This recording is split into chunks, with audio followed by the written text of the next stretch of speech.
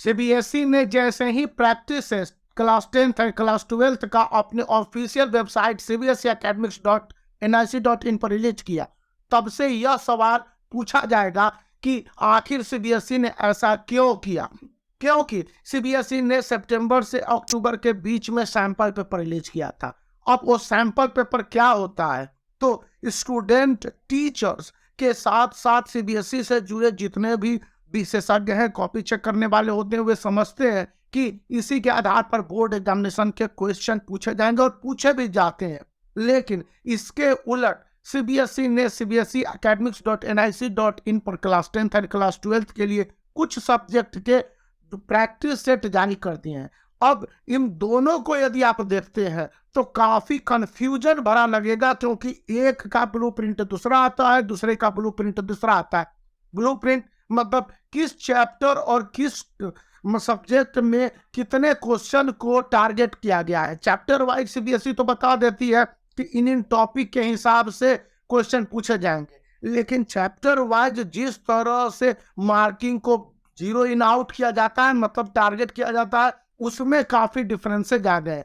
इससे न सिर्फ सीबीएसई के क्लास 10th और क्लास 12th स्टूडेंट को लॉजिकली कंफ्यूज होना है, बल्कि वे देख रहे हैं कि इस तरह से तो कोई एक क्लियर एस्पेक्ट छुआ भी नहीं जा सकता है। आप देख लेंगे कि सीबीएसई का जो ऑफिशियल प्रैक्टिस सेट है, इसमें कई सारे ऐसे चैप्टर को इंक्लूड कर लिया गया है जो कि सैंपल पेपर में एक्सक्लूडेड थे। वहां पर इंटरनल ऑप्शन था, यहाँ पर मेंस चैप्टर के रूप में है। यानी कि कुल मिला के कंफ्यूजन की एक जबरदस्त और शॉकिंग स्थिति प्रिवेल हो गई है।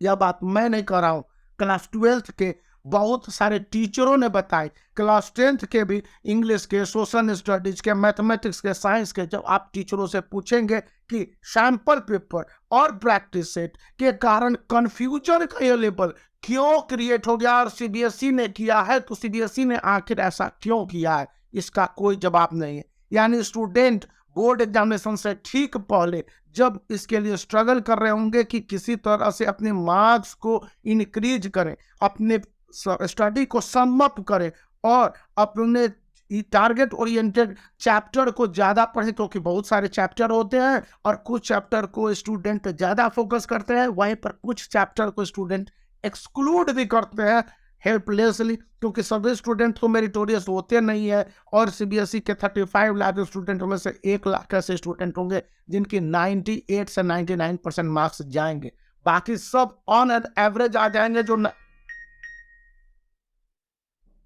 ऑन एन एवरेज आ जाएंगे, जो कि 95% से 80% के बीच में लाई करेंगे। और कुछ स्टूडेंट तो बेहद साधारण होते हैं, वो 60 से 70% तक अपने मार्क्स को ले आ पाते हैं।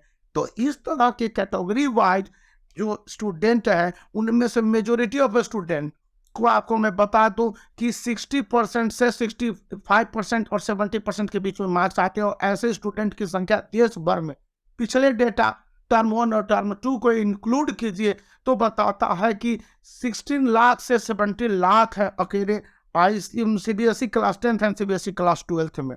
फिर 80% से 90% जाने वाले स्टूडेंट की संख्या करीब 10 लाख में जाती है। तो इतने बड़े मतलब जो समुदाय है, करीब आप कह लीजिए कि 70 to 80% of total student in CBSE board examination, way confusion की वहां की स्थिति में। अब इस कंफ्यूजन को क्लियर कौन करेगा, क्योंकि डिफरेंट टीचर्स, डिफरेंट परसेप्शन, और सीबीएसई तो अपनी जगह बहुत ही लॉजिकली काम किया है। उसने कुछ नहीं किया लेकिन सभी कुछ कर दिया है, और स्टूडेंट के साथ टीचर, बोर्ड एग्जामिनेशन में कॉपी चेक करने के लिए जाने वाले टीचरों के नाम तय हो चुके हैं, वे भी कंफ्यूज है। तो इसमें क्या किया जा सकता है, तो यही ना सवाल पूछा जा सकता है कि सीबीएसई आखिर तुमने ऐसा क्यों किया। प्रॉब्लम है और इस बात को मैंने उठाने की कोशिश की है। आप जाकर दोनों का लिंक मैं दे दूंगा, यहाँ पर स्क्रीन पर भी दिख रहा होगा, आप उसको कंपेयर कीजिए अपने लेवल पर और उसी हिसाब से सतर्कतापूर्ण क्लास 10th के स्टूडेंट क्लास 12th सीबीएसई के तैयारी करेंगे। अन्यथा जो भी दिक्कत है उसमें कंफ्यूजन आ जाएगी। खैर, आप इस सैंपल पेपर को चुन सकते हैं जो कि ओसवाल गुरुकुल का, इसका भी लिंक उस वीडियो के डिस्क्रिप्शन में हो सकता है।